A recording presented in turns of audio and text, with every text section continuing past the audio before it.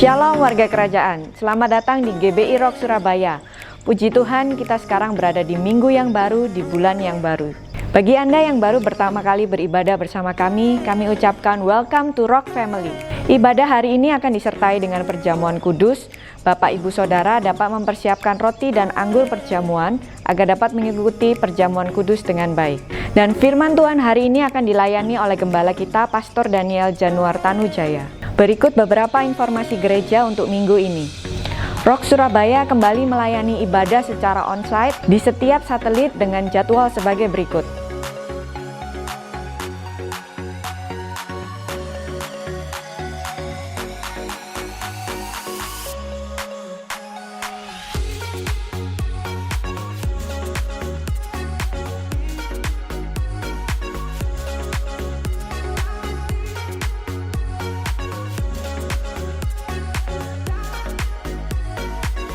Rock Office mengadakan kubu doa setiap hari Senin sampai dengan Jumat pukul 11 siang. Jemaat bisa bergabung untuk berdoa bersama di Rock Office atau melalui Zoom. Telah dibuka pendaftaran Rock Journey Believers Class yang akan dimulai tanggal 19 Oktober 2021 setiap Selasa selama 4 kali pertemuan pukul 19 via Zoom. Jangan lupa untuk mengikuti episode terbaru dari podcast Kingdom Insight setiap hari Selasa pukul 19.30. Dan kami juga mengundang jemaat untuk berdoa dan menyembah bersama-sama dalam Kingdom Worship Night hari Jumat 8 Oktober 2021 pukul 7 malam live di YouTube channel Rock Surabaya. Kami juga mengundang jemaat untuk mengikuti Rockin Marriage, Building Marriage in Harmony bersama Bapak Paulus Bambang hari Rabu 20 Oktober pukul 10 pagi via Zoom.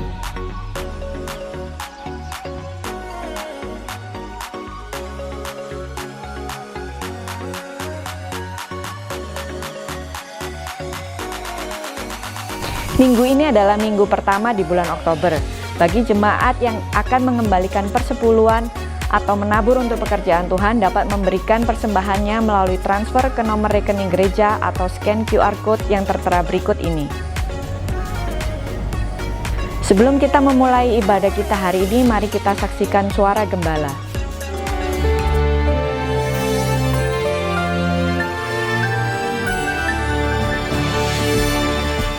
Shalom semua warga kerajaan. Tahun 5782 yang kita jalani sekarang ini, dan 2021 sudah triwulan terakhir, dan temanya adalah tentang Father. Ya, kita tahu bagaimana kata-kata yang diucapkan seorang bapak itu punya dampak paling besar kepada kehidupan seseorang. Karena bapak itu panutan, bapak itu guide, bapak itu sumber, bapak itu adalah inspirasi dan harus meninggalkan teladan. Sayang sekali di dalam dunia ini tidak banyak bapak yang punya kualitas seperti itu. Ada seorang anak rohani saya yang sudah 2 kali masuk penjara karena narkoba ya. Jangan salahkan keadaan. Kita sebagai anak Tuhan harusnya berkemenangan. Dimulai masalahnya ketika seorang pria yang seharusnya jadi ayah kandungnya berkata, "He's not my son." Dia bukan putraku. Mari kita belajar bapak yang baik. Bapak yang terbaik adalah bapak di sorga ya, yang sempurna itu. Ketika Kristus menyerahkan diri untuk dibaptis, padahal tidak perlu dia dibaptiskan, tapi karena dia adalah yang sulung, artinya harus memberi contoh kepada yang lain dan kita sebagai adik-adiknya, dia berkata kepada Yohanes Pembaptis, ya, karena Yohanes Pembaptis berkata, "Aku harus dibaptis olehmu. Kenapa kamu yang minta dibaptis olehku?" Kita mengerti kalau orang rohani mengerti masalah-masalah seperti ini. Biarlah itu, karena kita harus mengenapkan seluruh, saya tekankan seluruh kehendak Allah, seluruh righteousness, right standing before God. Dan ketika Yesus keluar dari dalam air, sudah berhenti perbantahan soal percik, tentang selam, keluar dari dalam air. Apa yang terjadi? Langit terbuka. Bahasa aslinya langit dikoyakkan. Lalu apa yang terjadi?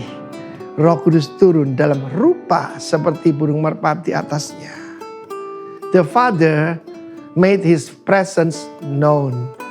Bapaknya menunjukkan bahwa dia hadir pada waktu wisuda anaknya ini. Belum ada khotbah, belum ngusir setan, tapi saya berkenan pada Bapa dan ada satu suara dari sorga. Ini yang kita sebut bat call. Bat itu daughter, call itu voice. Suara dari sorga langsung, tidak lewat nabi, tidak lewat penglihatan. Sang Bapa berkata, inilah putraku yang kukasih, kepadanya aku berkenan. Saya belajar jadi bapak, ya, kepada anak kita yang masuk di dalam penjara itu, saya tidak katakan kamu tidak ada gunanya. Tidak, saya katakan I still have hope in you. Karena itu perkataan itu akan membangkitkan dia.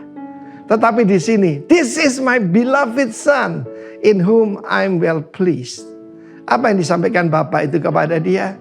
Pertama-tama, he show his presence. Dia nunjukkan kehadirannya. Dalam keadaan seperti ini, hadirat daripada Tuhan itu lebih dari segala sesuatu yang kita harapkan. Waktu saya dimasukkan di rumah sakit, I know who I am, saya putra Allah. Ya, dan hadirat daripada Bapa melalui Roh Kudus itu betul-betul menguatkan saya luar biasa. Kedua, dia tunjukkan kebanggaannya pada putranya. In whom I'm well pleased. Bahkan pada waktu Mount of Transfiguration, bat call yang kedua, suara dari langit itu berkata, inilah putraku yang kukasih, dengarkanlah dia. Dia berkata kepada siapa? Kepada Petrus, Yohanes, Yakobus, gambaran daripada pengikut Kristus perjanjian baru. Tapi juga di situ ada Musa dan Elia sebelumnya, perjanjian lama, ya, Taurat dan para nabi. Saudara yang kasih Tuhan, seorang bapak sangat dibutuhkan hari-hari ini. Saya berbicara pada para bapak dan para putra yang mencari seorang bapak. Pastikan ada bapak surgawi, bapak jasmani dan bapak rohani. Dan kamu akan kuat seperti Kristus. Ketika iblis menggoda dia, tidak lama kemudian di padang belantara, keluar berkemenangan. Karena iblis berkata, jikalau engkau anak Allah. Kristus tahu, aku memang adalah putra Allah. Pergi daripadaku iblis. Lalu malaikat datang melayani dia. God bless you. Amin. Demikian suara gembala minggu ini kiranya bisa menjadi berkat bagi kita. Ibadah akan segera dimulai, mari kita berdoa bersama. Terima kasih Tuhan buat setiap kemurahan-Mu dalam hidup kami hingga hari ini. Kami percaya Engkau Allah yang luar biasa, Engkau Allah yang tidak pernah meninggalkan kami sedetik pun dalam hidup kami. Kami bersyukur Tuhan, kami boleh menikmati firman-Mu. Kami bersyukur Tuhan akan setiap penyertaan-Mu. Kami mau buka hati Tuhan untuk firman-Mu, biar setiap firman-Mu tertanam, bertumbuh dan berbuah, dan kami menjadi orang-orang yang penuh kemenangan bersama dengan Engkau. Di dalam nama Yesus kami siap mendengarkan firman-Mu. Haleluya.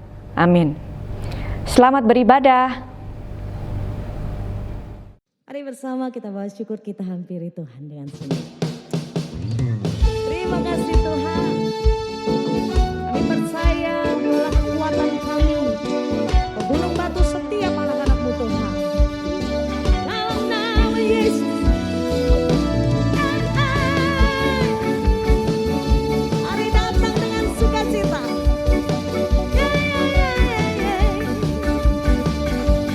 Kami bawa syukur kami Tuhan. Tuhanlah kekuatan.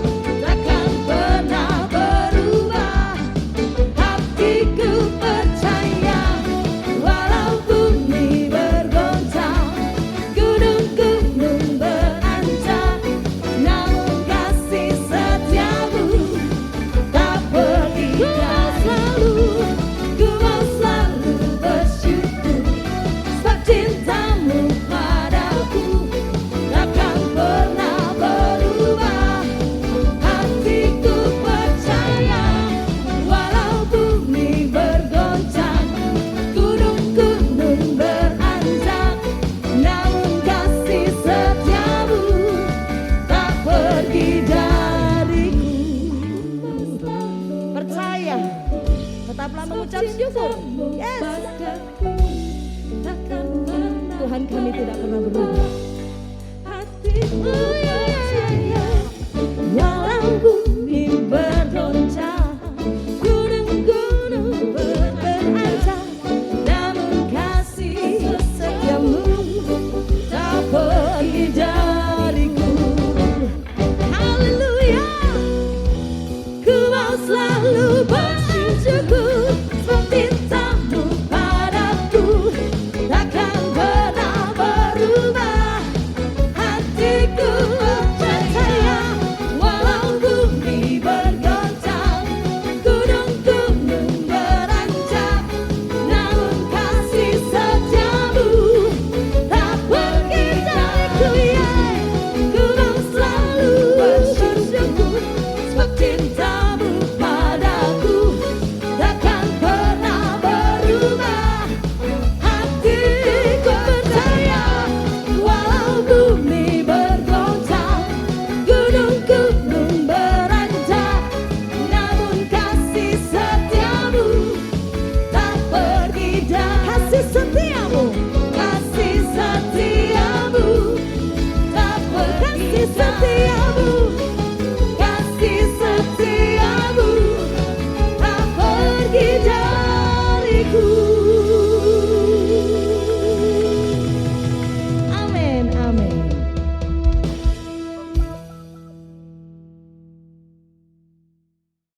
Mari bawa setiap hatimu di hadapan Tuhan.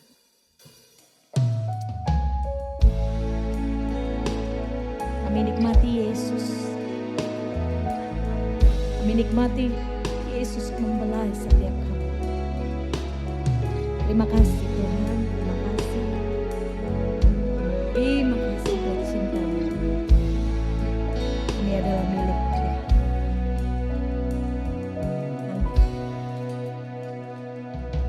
Tuhan Engkau mendengar seruan hatiku dan keluhku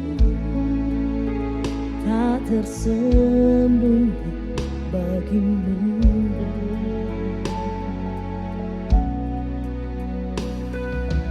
Dalam kesesakanku ku mau berdiam dan berharap padamu. Yesus, kau sumber kekuatanku, sebab aku ini milikmu. Aku di dalam hatimu, kasih setiamu yang menghidupkan aku.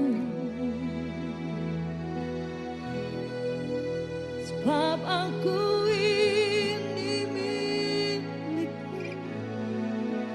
tak ku pertahankan hidupku, biarkan rendamu kerjakanlah dalamku.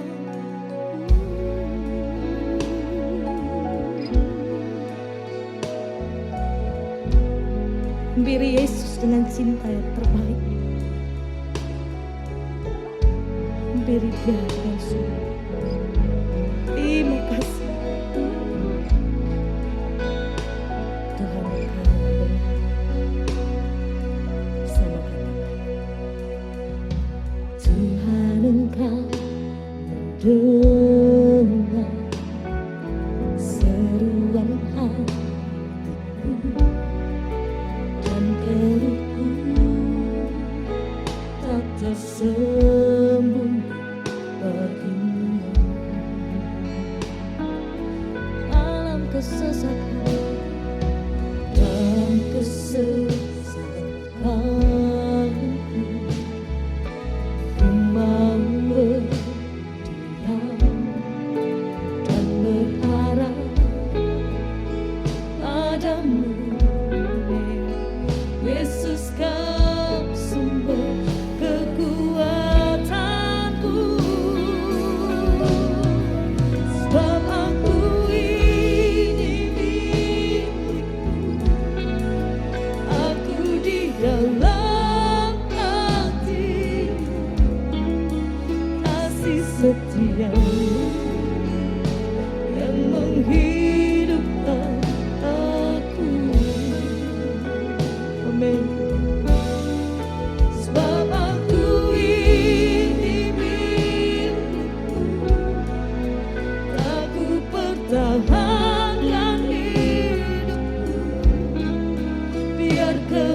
kehendak-Mu. Kerjakanlah dalamku, sebab aku ini milik-Mu Tuhan. Sebab aku ini milik-Mu. Aku di dalam hati-Mu. Kasih setia-Mu yang menghidupkan aku. Sebab aku ini milik-Mu. Aku pertahankan hidupku, biar kehendak-Mu kerjakanlah dalamku. Amin Tuhan. Sebab aku ini milik-Mu. Aku di dalam hati-Mu.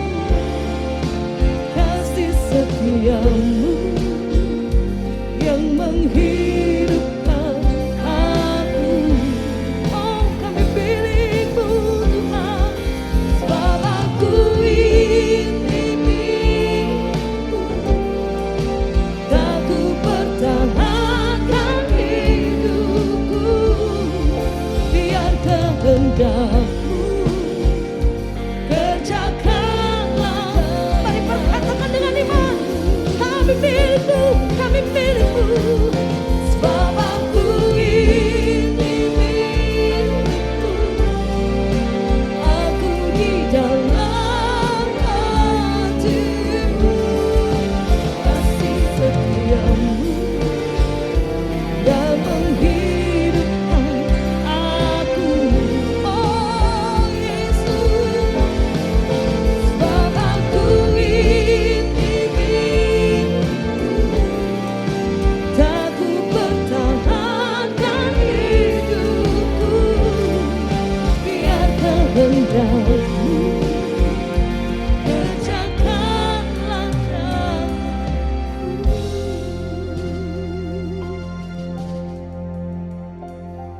Kami bawa hati ini Tuhan. Kami taruh hidup ini di tangan Tuhan. Tidak ada yang tersembunyi sedikit pun. Kami milik Tuhan. Kami anak-anak-Mu. Kami adalah biji mata-Mu Tuhan. Shikili masyadada. Tetap bersyukur di hadapan Tuhan. Temukan hati Tuhan. Kau milik Tuhan. Naikkan pujian-Mu, jadikan ini doa-Mu di hadapan Tuhan. Sebab aku milik-Mu Tuhan. Sebab aku ini milik-Mu. Aku di dalam hati-Mu. Kasih setia-Mu yang menghidupkan aku. Sebab aku ini milik-Mu. Aku pertahankan hidupku, biar kehendak-Mu kerjakanlah dalamku. Sebab aku milik Tuhan. Sebab aku ini milik-Mu. Aku di dalam hati-Mu. Kasih setia-Mu yang menghidupkan aku.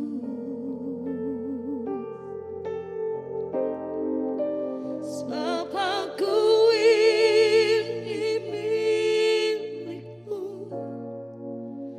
Aku pertahankan hidupku, biar kehendak-Mu kerjakan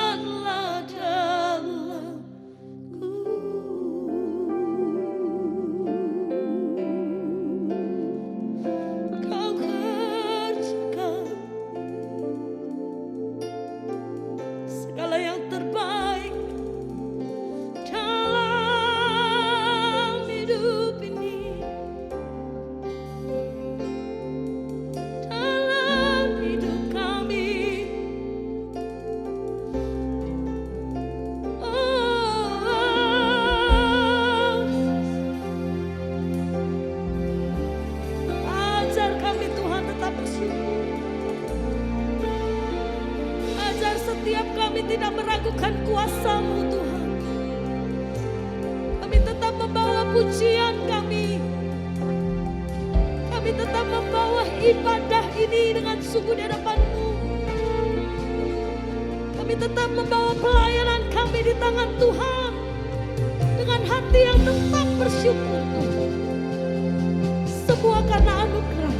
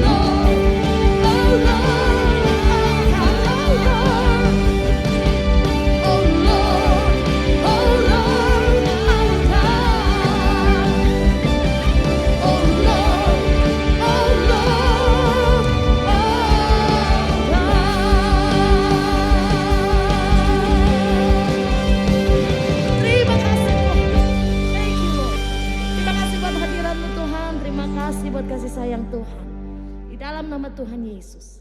Setiap kami akan mendengarkan firman-Mu. Haleluya. Amin. Shalom saudara-saudara yang sangat dikasihi Tuhan. Tidak terasa kita ada di bulan yang baru kembali, yaitu bulan Oktober. Dan biasanya kalau sudah masuk bulan yang belakangnya maka 2021 sepertinya cepat sekali berlalu dan kita akan segera memasuki tahun yang baru. Saudara, tidak terasa tahun 2021 yang penuh dengan berbagai hal yang saya percaya ada hal-hal yang mungkin itu tidak menyenangkan buat kita, tidak enak buat kita. Seperti saudara tahu sekitar bulan Juli kemarin dan juga Agustus, saudaraku, kita mengalami gelombang kedua daripada COVID-19. Tapi anyway, sampai dengan hari ini kita melihat bagaimana pemeliharaan, anugerah, kasih karunia dan kemurahannya tidak berkesudahan di dalam kehidupan kita. Dan di hari yang baru, minggu yang baru dan bulan yang baru ini, Ebenezer, sampai di sini Tuhan menyertai dan memimpin kita, dan saya percaya oleh kesetiaannya, pimpinan dan penyertaannya itu tidak berkesudahan di dalam kehidupan kita. Sesuai dengan namanya Immanuel, yaitu God with us, Allah yang menyertai kita, Allah yang beserta dengan kita, Allah yang saya percaya tidak pernah meninggalkan kita di dalam kehidupan kita. Nah saudaraku, di bulan yang diberi tema building, ini mungkin sedikit tidak terlalu letterlock seperti yang dimaksudkan untuk tema bulan ini. Tapi saya rindu membagikan karena saya tahu bahwa memang kita tidak tahu apa yang nantinya bakal ada di depan kita. Tapi di dalam segala keadaan, di dalam segala hal, baik itu sesuatu yang baik, untuk itu kita bersyukur, maupun mungkin sesuatu yang di dalamnya kita harus melewati pergumulan, saudara, kita tetap kuat bersama dengan Dia. Itu sebabnya mari hari ini kita belajar satu bagian firman Tuhan, bagaimana kita boleh membangun building faith in hard season. Ya, kenapa kita perlu iman dan membangun iman kita? Karena kita belum menyelesaikan dan belum sesungguhnya conquering ya kondisi yang sudah dimulai dari tahun 2020 ya, sekitar bulan Maret pada waktu itu. Tapi saya percaya saudara, kalau kita hidup dengan kebenaran dan pola pikir yang benar, karena kita warga kerajaan dan Alkitab mengatakan dalam kitab Ibrani bahwa kita berada di dalam kerajaan yang tidak tergoncangkan. Maksudnya kita bisa rasain kegoncangan itu bisa terjadi. Tapi kita bisa stay strong ya, dan kita bisa tetap tough dalam kehidupan kita, kuat dalam kehidupan kita. Tapi salah satu kunci yang sangat penting dan yang harus ada dan terjadi dalam hidup kita adalah bagaimana kita membangun senantiasa iman itu di dalam diri kita, dan khususnya di tengah kita harus menghadapi kesulitan, kesukaran, tantangan yang saudaraku bisa kita alami. Why? Karena kita hidup di dunia yang tidak sempurna ini. Nah, saudara, ada 3 pertanyaan yang saya ingin tanyakan kepada saudara ya, sekalipun kita mungkin tidak bisa interaktif ya, tapi pertanyaan ini pertanyaan yang boleh memberikan koridor daripada message yang saya mau bagikan kepada saudara hari ini di minggu yang baru dan di bulan yang baru ini. Apakah itu saudara? Yang pertama, apakah kesukaran hidup bisa diizinkan Tuhan terjadi pada diri kita? Itu pertanyaan pertama. Gampangannya, apakah kesukaran diizinkan Tuhan atau Tuhan bisa mengizinkan kesukaran itu datang dalam hidup kita? Yang kedua, percayakah kita dengan sesungguhnya bahwa Dia pegang kendali atas segala sesuatu, bukan sebagian, bukan area-area tertentu saja, tidak. Tapi sungguh-sungguhkah kita percaya bahwa Tuhan itu yang pegang kendali dan pegang kendali atas segala sesuatu. Atas segala sesuatu itu berarti kapanpun, dimanapun, dalam keadaan apapun, bagaimanapun keadaannya, saudara. Pertanyaan yang ketiga, adakah saudara yakin bahwa di dalam semua hal yang kita lewati, segala yang kita alami itu, Tuhan punya tujuan di dalamnya. Ya, jadi nomor 1, apakah saudara percaya bahwa kesukaran itu bisa diizinkan terjadi? Yang kedua, percayakah saudara bahwa Tuhan pegang kendali atas segala sesuatu? Dan yang ketiga, percayakah saudara atau adakah di dalam semua hal yang terjadi, pengalaman yang terjadi dalam hidup kita, Tuhan punya tujuan di dalamnya? Biarlah 3 pertanyaan ini jadi perenungan kita, dan sementara saudara melihat firman dan message ini dibagikan kepada saudara, saya tahu saudara punya jawaban untuk hal itu. Ya, saudara, kenapa kadang-kadang Tuhan izinkan kesukaran itu boleh terjadi? Yudas pasal 1 ayat yang ke-20 berkata, kitab Yudas ya saudara ya, pasal 1, biasanya orang kalau dengar Yudas mikirnya Yudas Iskariot. Bukan ya, ini nama Yudas itu nama yang umum. Zamannya Tuhan Yesus ya, Jud, lalu kemudian Juda, kalau kita Yehuda ya, itu nama-nama umum ya. Judas itu dari Yehuda sebetulnya. Nah, Yudas pasal 1 ayat 20 berkata demikian, Rasul Yudas ini yang menulis. Akan tetapi kamu saudara-saudaraku yang kekasih, bangunlah dirimu sendiri. Itu lihat, build yourself ya, upon, di atas dasar imanmu yang paling suci, dan berdoalah dalam Roh Kudus. Apa maksud dari kebenaran firman ini? Saya percaya maksud daripada kebenaran firman ini adalah bahwa Tuhan mau agar kita membangun iman kita senantiasa. Dan tentu saja dalam keadaan dan dalam konteks apapun ya, terhadap Dia. Iman kita terhadap Dia. Iman kita bukan terhadap stabilitas ekonomi misalkan. Iman kita bukan terhadap keamanan yang kita rasakan dan kita terima dalam diri kita. Iman kita juga bukan atas dasar goncangan. Kalau goncangan terjadi imannya lemah. Kalau berkat datang imannya kuat. Tidak. Atau saudaraku, iman kita itu kita bangun di atas pengenalan kita, di atas pengalaman kita, di atas kebenaran. Dan terutama pribadinya sendiri dalam kehidupan kita. Tapi yang jelas diberikan perintah di sini kepada semua orang percaya. Dan apa tandanya kita sebagai orang percaya? 2 Tesalonika pasal 1 ayat yang ketiga dikatakan. Jadi begini saudara, saya percaya bahwa justru ya lewat setiap tantangan iman dalam kehidupan kita.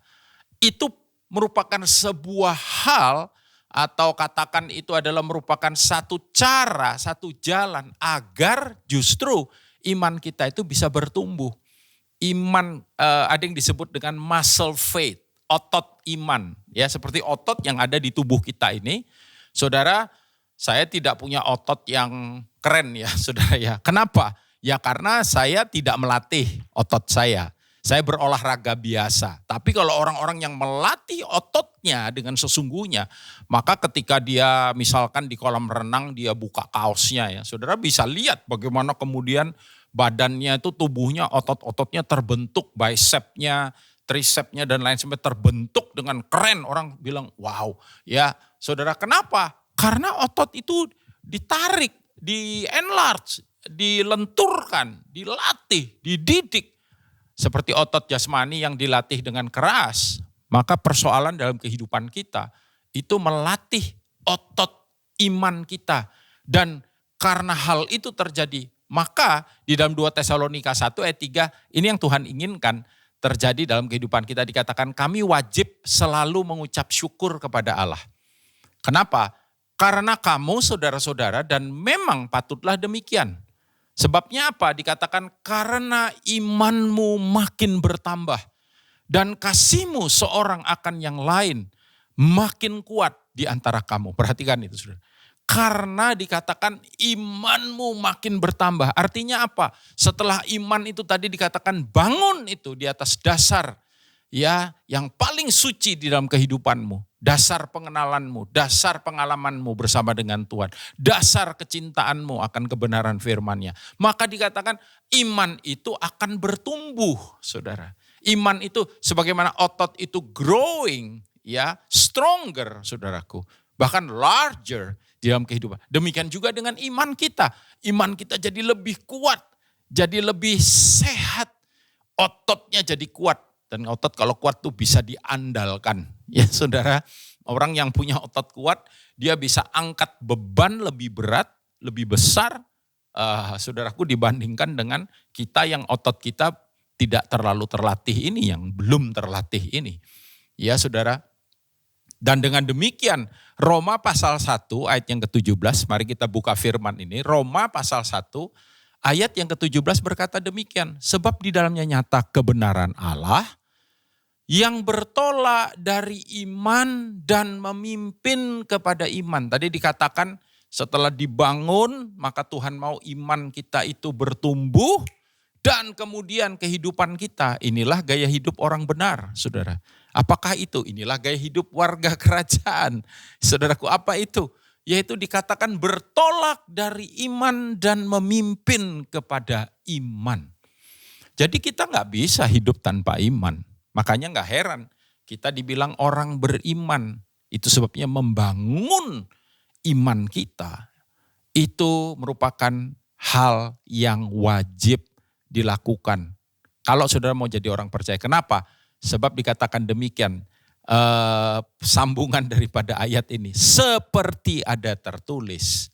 ucapkan bersama dengan saya, sekalipun saya tidak bisa mendengar suara saudara, tapi ucapkan dengan keras bersama dengan saya, 1, 2, 3, orang benar akan hidup oleh iman. The just shall live by faith. Orang benar akan hidup oleh iman. Tapi bukan iman yang mandek, tidak saudara. Satu kali saya lihat ke toko buku ya, dan saya lihat ada buku judulnya bagus saudara. The Leap of Faith, lompatan iman.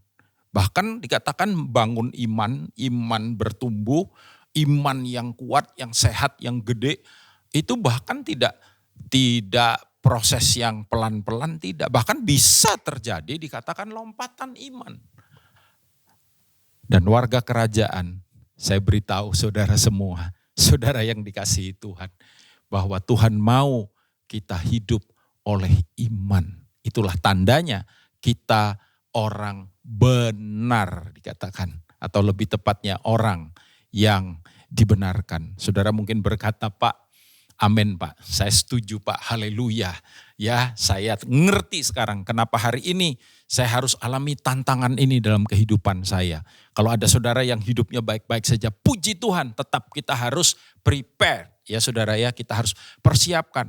Ya, sebab dunia kita ini dunia yang berubah. Kita nggak tahu apa yang ada di depan kita. Kalau kemudian kita menghadapi tantangan, kita sudah mengerti apa yang harus kita lakukan. Apa yang harus saudaraku kita bangun dan paradigma yang seperti apa yang kita harus punya di dalam kehidupan kita. Saudara mungkin hari ini berkata, Tuhan saya ngerti sekarang, saya percaya. Tapi ada satu pertanyaan penting, caranya bagaimana?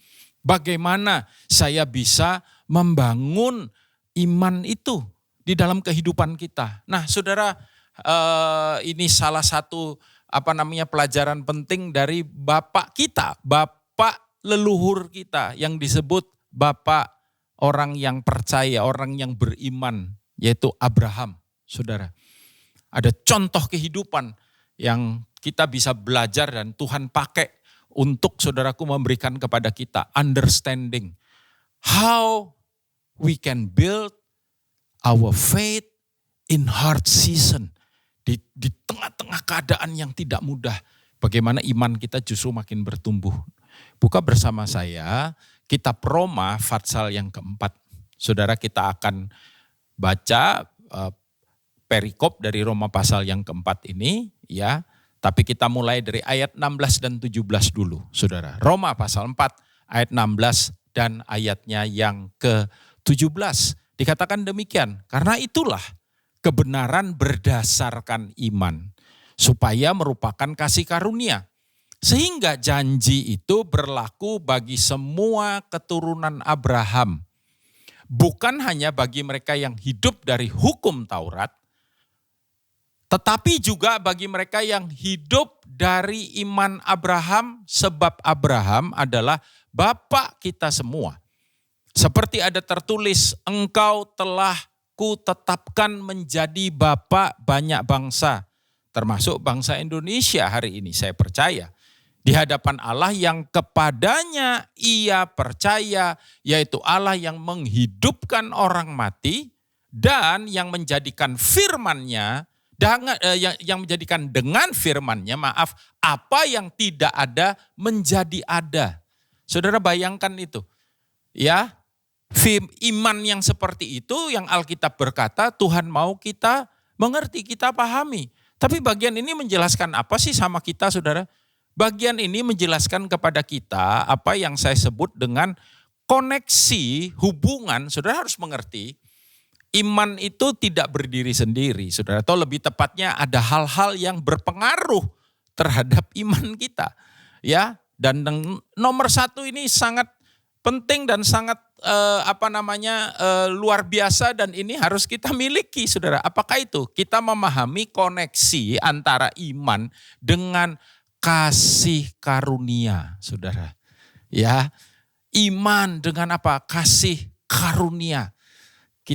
Tuhan berbicara kepada gembala senior kita tahun depan ini, saudaraku, tema daripada Rock International Ministry adalah The Year of Multiplied Grace. Yes, we need grace in our life. Even ketika kita harus, saudaraku, bangun iman dan punya iman yang kuat, yang kokoh, sehingga kemudian ketika kita harus hadapi tantangan, saudaraku, kita bisa menang by faith oleh iman itu. Tanpa anugerah tidak mungkin, saudara.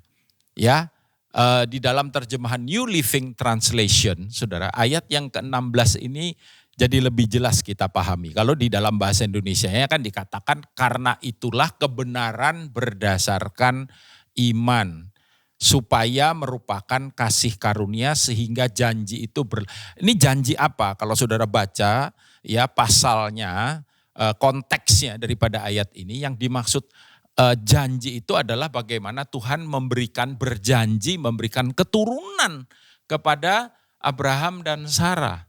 Tetapi seiring dengan berjalannya waktu, saudaraku, ketika Abraham Tuhan panggil 75 tahun kurang lebih usianya.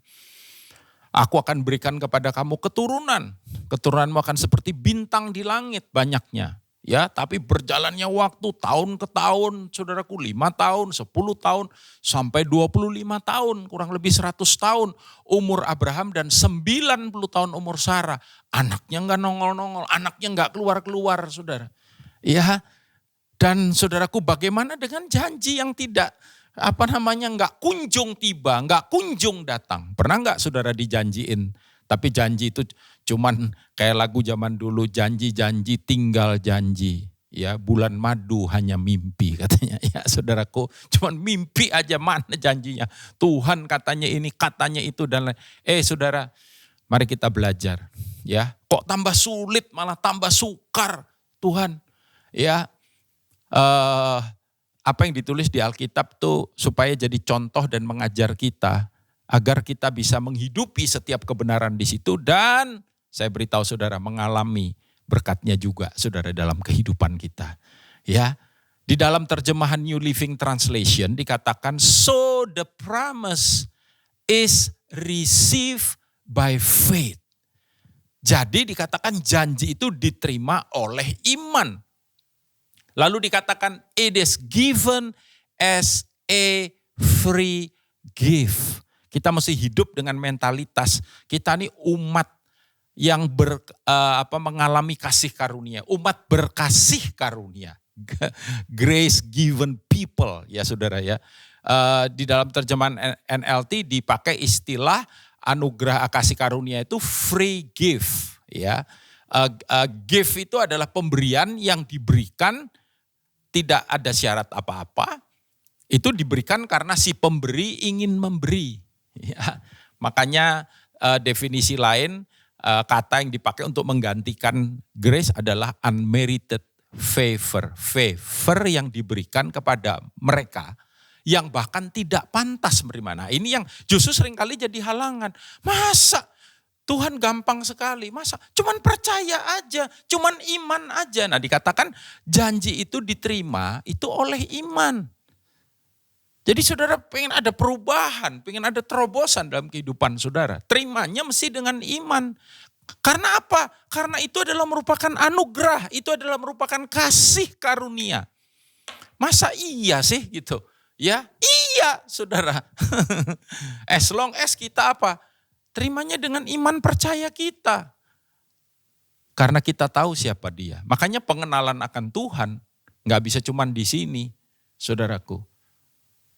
Tapi juga harus di sini, dan yang terpenting dialami dalam kehidupan. Ketika kita mengerti hubungan antara kasih karunia itu yang saudaraku menyediakan buat kita. Dan iman itu kita butuhkan untuk menerimanya dalam kehidupan kita. Ya, dikatakan so the promise is received by faith. So without faith, you never receive the promises in your life. Janji-janji Tuhan tidak akan terjadi tanpa iman. Cuman gitu aja, iya. Kenapa? Karena itu adalah anugerah, itu adalah kasih karunia yang dia berikan kepada kita. Stop sampai di situ? Belum, saudara, tidak. Ya, sebab ayatnya yang ke-18 dan ayatnya yang ke-19 berkata, sebab sekalipun tidak ada dasar untuk berharap. Wow. Ini luar biasa ya saudara.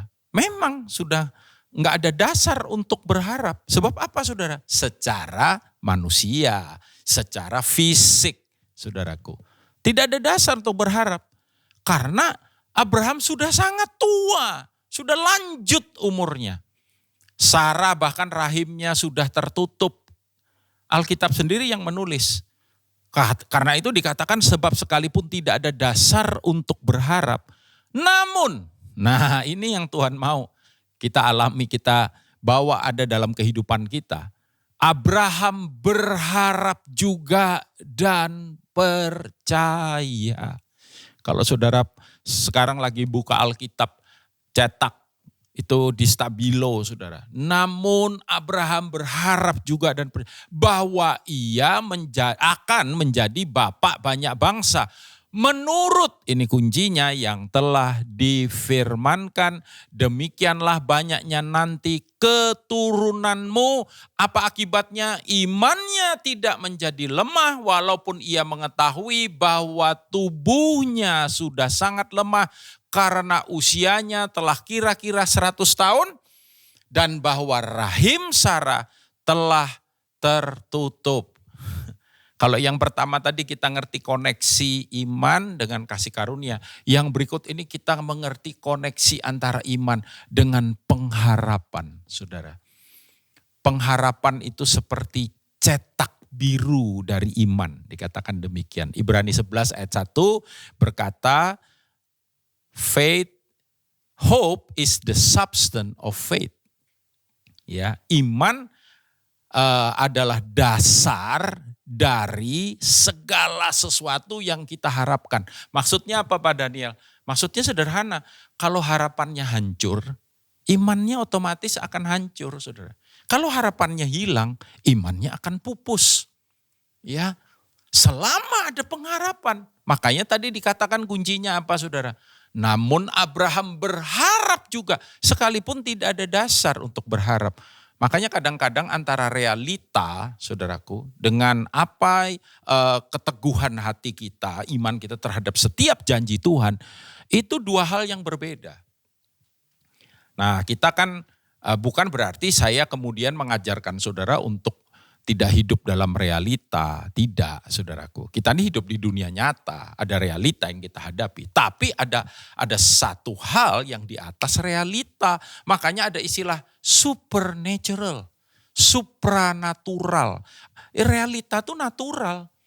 Tapi baiklah kita sebagai umat kerajaan yang hidup dengan iman kerajaan dan saudaraku hidup kita itu berharap dan bergantung hanya kepada Raja kita, Raja di atas segala Raja, Tuhan di atas segala Tuhan yang sanggup untuk melakukan dan mengerjakan apa yang tidak sanggup dikerjakan dan dilakukan oleh siapapun di alam semesta ini. Saudara, hidup kita berbeda. Itu sebabnya kita bisa terus berpengharapan di dalam Dia. Pengharapan itu akan membangun, pengharapan itu akan memberikan dasar. Sudah tahu cetak biru itu kan rumahnya belum jadi, tapi itu gambarnya.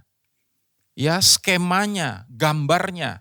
Lalu orang bikin maket dari situ misalkan. Semua yang ada di mall, di mana pada waktu menjual perumahan, menjual apartemen, itu seringkali dibilang menjual mimpi, itu menjual pengharapan. Saudara lihat maketnya, ih keren ya, bagus ya, ih ada kolamnya ya, ada taman buat bermain, buat jogging, ada fasilitas A, B, C, D dan lain sebagainya. Sudah adakah gedungnya, saudaraku secara real? Belum ada. Tapi orang bisa percaya tuh. Orang bisa, wah DP-nya bisa ya, bisa di DP ya, oke deh saya beli 2 unit. Orang bisa percaya dengan hal yang seperti itu, yang belum tentu juga itu bisa terjadi nantinya. Kalau developernya keren, bertanggung jawab, duitnya ada, ya sesuai dengan apa yang dijanjikan. Ya, tapi kalau enggak, ya udah. Tapi itu developer yang bisa salah saudaraku, bisa kekurangan duit, bisa bahkan mangkrak proyeknya, saudara. Tapi kepada Tuhan, bagaimana, saudara? Ya, Tuhan memberikan mimpi. Dia tidak menjual mimpi. Dia memberikan mimpi dan dia mau kita hidup dengan iman terhadap apa yang Dia taruh di depan kita, saudaraku. Dan apa yang ada di depan kita itu dijamin lewat apa? Firman. Dan karena itu Jangan sampai kita lemah pengharapan kita.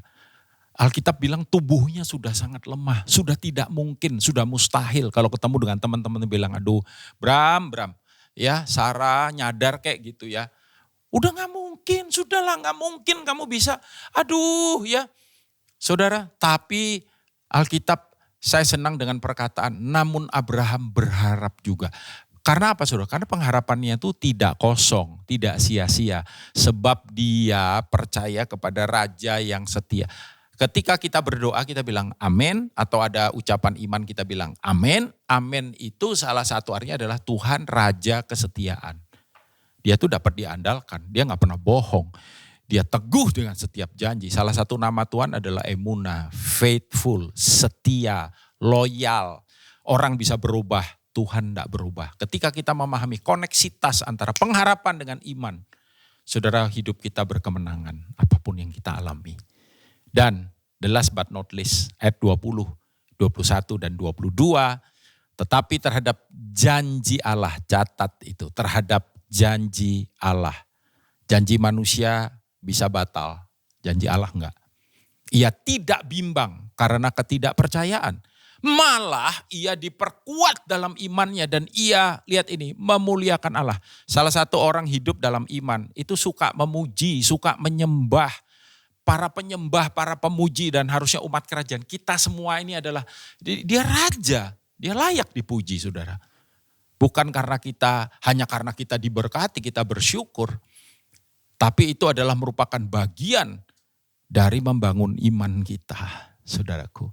Ketika kita memuji dan memuliakan dia dan percaya, pujian itu adalah firman yang dinyanyikan. Dikatakan dengan penuh keyakinan. Ia memuliakan Allah dengan penuh keyakinan bahwa Allah berkuasa untuk melaksanakan apa yang telah ia janjikan. Bukan akan, sudah. Ya, karena itu hal itu diperhitungkan kepadanya sebagai kebenaran. Yang terakhir ini saudara harus mengerti koneksi antara firman dengan iman. Alkitab juga berkata, iman itu timbul ya karena kita dengar firman, saudaraku. Iman kita tuh kuat karena kita dengar firman. Ketika firman, makanya kalau baca Alkitab sebisa mungkin bersuara. Karena ketika sudah baca Alkitab bersuara, ayat-ayat itu dibacakan, telinga kita dengar. Ketika telinga kita dengar, iman kita kuat. Ya, iman kita tumbuh, iman kita ototnya jadi stronger, saudaraku, daripada sebelumnya. Dan saya percaya bagaimana Abraham dan Sarah mungkin ambil waktu khusus, mereka seringkali tiap hari membaca firman, merenungkan firman. Janganlah engkau lupa memperkatakan firman ini, dikatakan dan merenungkannya siang dan malam dan bertindak hati-hati sesuai dengan segala yang tertulis di dalamnya. Karena dengan demikian perjalananmu akan berhasil dan hidupmu akan beruntung. Yosua 1 ayat 8, saudaraku.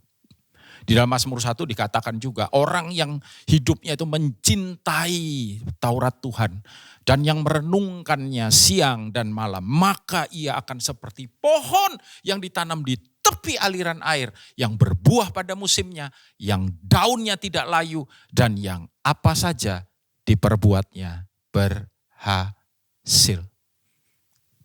Saudara, pahami koneksitas antara anugerah, kasih karunia dengan iman. Pahami, saudaraku, keterkaitan antara pengharapan dengan iman. Dan itu sebabnya kenapa membaca Alkitab wajib, saudara. Merenungkan firman wajib. Ketika saudara lagi dalam kesusahan, nomor 1, jangan pusing dulu dengan yang lain. Baca Alkitab. Ambil waktu renungkan, saudara. Bangun pengharapan saudara di dalam dia. Katakan kepada diri saudara, dia gak pernah bohong. Dia bisa diandalkan. Dan oleh anugerahnya, oleh kasih karunia. Kasih karunia itu sekali lagi saya berulang-ulang sering ngomong ini. Tapi saya ngomong lagi di sini. Kasih karunia adalah kekuatan yang diberikan Tuhan kepada kita. Yang saudaraku menguatkan diri kita, memampukan kita untuk melakukan. Bahkan apa yang tidak mampu kita lakukan. ayat terakhir 1 Korintus 16 ayat 13, 1 Korintus 16 13 berkata, berjaga-jagalah, berdirilah dengan teguh dalam iman, bersikaplah sebagai laki-laki dan tetap kuat. Di dalam terjemahan bahasa Indonesia ada perkataan bersikap sebagai laki-laki. Tapi di dalam terjemahan New King James Version, saya bacakan buat saudara, dikatakan watch, berjaga-jagalah, steadfast in the faith. Berdirilah teguh dalam iman, steadfast in the faith. And when you steadfast in the faith, maka dikatakan saudara akan berani, be brave, be strong. Saudara akan berani dan saudara akan kuat. Biarlah kiranya firman sederhana ini boleh memberkati setiap saudara dan iman saudara makin kuat di dalam Dia. Engkau hidup from faith to faith. Dan ketika orang melihatnya, mereka berkata, ini beda memang. Kenapa? Ini orang benar akan hidup oleh iman.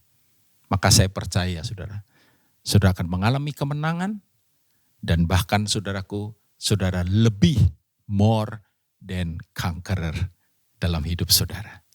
Mari kita berdoa. Bapa, terima kasih untuk sekali lagi hari yang baru, minggu yang baru, bulan yang baru Tuhan bawa kami masuk ke dalamnya. Biar di bulan ini banyak hal yang kami boleh bangun dalam kehidupan kami. Tapi kami mau mengawalinya dengan membangun iman percaya kami. Bukan kepada kondisi, keadaan, apalagi kepada apa yang kami rasakan. Apalagi hanya kepada apa yang kami lihat. Tapi biar kami membangunnya di atas dasar, saudaraku, iman kami yang paling suci. Tuhan bawa saudara-saudaraku ini untuk makin bertumbuh kuat di dalam Engkau, di dalam iman percaya mereka, dan pengalaman mereka bersama dengan Engkau. Ketika kami diizinkan untuk melewati kesukaran, untuk melewati tantangan, untuk melewati kesulitan, Tuhan kami tahu otot iman kami sedang dibangun oleh Tuhan. Kami tahu Tuhan tidak pernah meninggalkan kami di dalam seluruh proses Tuhan akan tantangan ini. Dan kami percaya oleh anugerah kasih karunia-Mu dan oleh pengharapan yang tidak berkesudahan. Dan Tuhan kami percaya lewat janji firman-Mu kami menang bersama dengan Engkau dan bagi kemuliaan-Mu. Kuatkan saudara-saudaraku yang sedang Tuhan menghadapi tantangan dalam kehidupan mereka. Kami yang dalam keadaan baik-baik, kami bersyukur. Kami percaya Tuhan kami tetap kuat dan tidak lengah. Dikatakan steadfast in the faith, be brave, be strong in Jesus' name. Amen. Tuhan memberkati saudara, haleluya.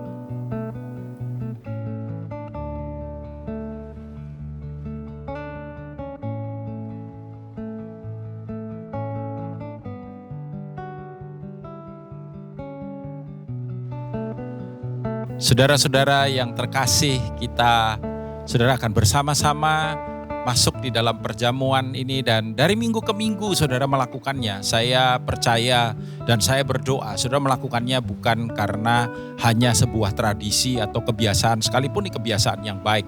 Tapi kita melakukannya karena kita mengasihi Tuhan dan karena kita mengerti akan firman-Nya dan kita melakukannya dengan iman. Dan biarlah sebagaimana ayat firman Tuhan yang kita lihat tadi sama-sama. Saudara, sementara kita melakukannya juga kita melakukannya by faith, oleh iman dan karena iman dan percaya. Ya, kita berdoa, Bapa terima kasih kami menaruh iman percaya kami atas apa yang sebentar kami lakukan ketika kami makan roti ini dan minum anggur ini. Kami ada di dalam persekutuan dan terhisap kami percaya dalam persekutuan dengan pribadi-Mu sendiri. Sebab Engkau melakukan ini untuk membuka jalan bagi kami. Agar kami tidak sendiri, hidup sendiri, berjalan sendiri, menghadapi sendiri. Tetapi senantiasa bersama-sama dengan Engkau. Terpuji nama-Mu. Terima kasih Bapak. Angkat roti ini bersama-sama dengan saya, saudaraku. Dan kita melihat di dalam firman Tuhan. Dan di dalam apa yang Dia lakukan dan kerjakan. Dan dengan demikian kita menaruh iman itu di dalamnya. Ketika Dia menyerahkan dirinya dan ketika tubuhnya tercabik-cabik bagi kita.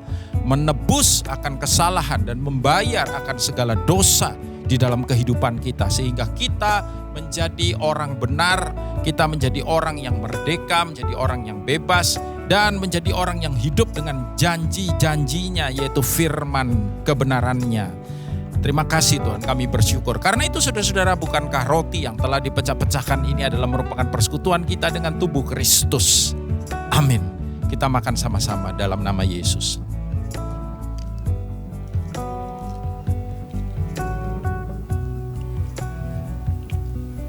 Thank you Lord.